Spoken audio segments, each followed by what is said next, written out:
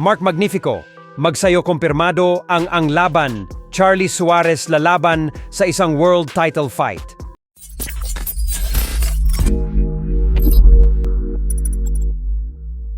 So isang napakagandang balita naman nga po para sa ating mga Pinoy boxing fans. Ito po ay dahil opisyal nang ipinagutos ng World Boxing Council ang WBC World Title Final Eliminator Fight sa pagitan ng ating pambato na si former WBC Featherweight World Champion Mark Magnifico magsayo at ng kapwa niya WBC Super Featherweight Top Contender Eduardo Hernandez.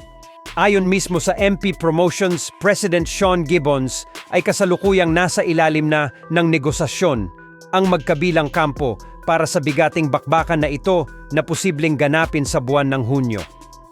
Ang mananalo sa kanilang dalawa ay ang automatic na magiging mandatory challenger para sa kasalukuyang WBC Super Featherweight World Champion o Shaki Foster.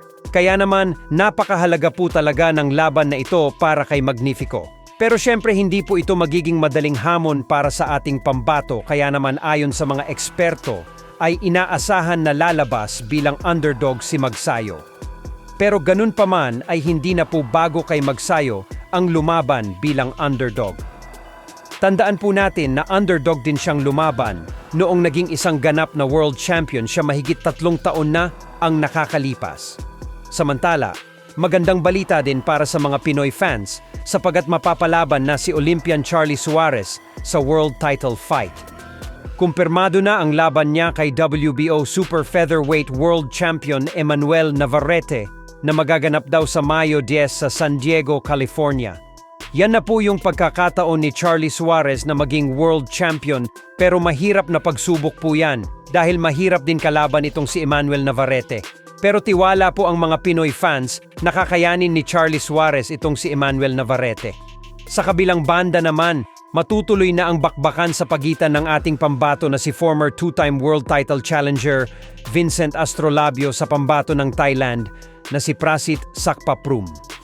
Kung matatandaan, hindi po natuloy ang laban ni Astrolabio dito kay Prasit nitong Pebrero 15 na magaganap sana sa Sultan Kudarat.